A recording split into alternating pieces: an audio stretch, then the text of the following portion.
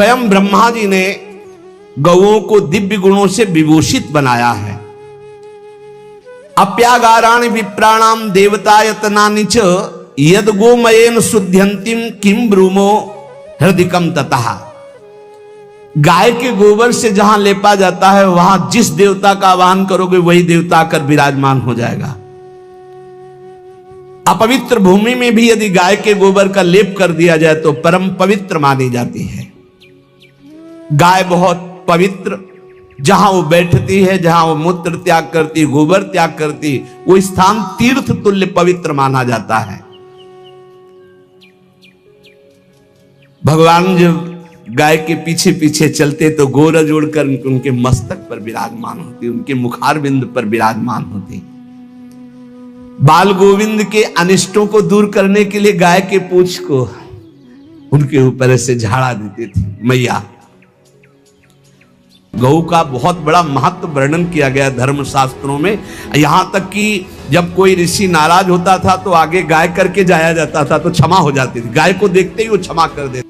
यदि गाय घर में पाली जाए या गौशाला खोली जाए और गौओं की सेवा की जाए, जिनके पास अर्थ है, भाव है, भगवान स्वयं श्री कृष्णचंद्र जी ने गौ सेवा स्वीकार की, गौवें चराई। गौओं की परिक्रमा करने से, जैसे आप प्रभु के बिहारी जी के मंदिर की 4 परिक्रमा करें तो जो फल आपको मिलेगा वही गाय की 4 परिक्रमा कर ले तो आपको प्राप्त हो जाएगा। गौ की प्रदक्षिणा से, गावः प्रदक्षिणी कार्यावंदनीया ही नित्यशः, जो रोज गाय को प्रणाम करता है और गाय की प्रदक्षिणा करता है तो भगवत प्रदक्षिणा का उसे फल प्राप्त होता है। जहां गौएं विराजमान होती हैं वो बड़ा पवित्र दिव्य तीर्थ स्थल माना जाता है। गौएं जहां विराजमान रहती, गौशाला में भजन करे तो कई गुना बढ़कर के प्राप्त होता है।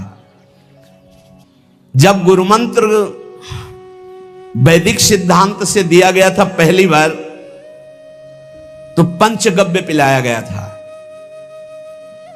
गोमूत्रम गोमयम क्षीरम दधि सर्पिस्तथैव च गवाम पंच पवित्राणि पुनंत सकलम जगत।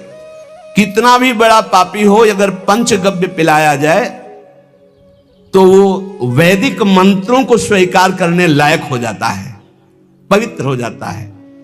पंचगव्य में 5 चीजें गाय की होती है। गाय का मूत्र, गाय का गोबर, गाय का दूध, गाय का दही और गाय का घी, ये 5 मिलाकर पंचगव्य पिलाया गया था। पहली बार जब वैदिक मंत्र दिया गया था तो पंचगव्य बनवाया था गुरुदेव भगवान ने सन्यास, और वो पिलाया था। ये पंचगव्य पिलाने से अपवित्रता का नाश होकर पवित्रता का संचार होता है। इसलिए धन्य है उनका जीवन जो गौ सेवा परायण है भगवत भाव से। गाय में साक्षात भगवान का भाव रखकर गौ सेवा करते हैं। त्रसिता गौर गृहे बद्धा गेहे कन्या रजस्वला देवशास्त्र सन्निर्माल्य हंति पुण्यम पुराकृतम। यदि घर में गाय बंधी है और भूखी है और प्यासी है तो तुम्हारे सारे पुण्य नष्ट हो जाएंगे। अगर घर में रजस्वला कन्या बहुत काल तक है और उसका विवाह आप नहीं कर रहे हैं तो आपके सारे सुकृत नष्ट हो जाएंगे।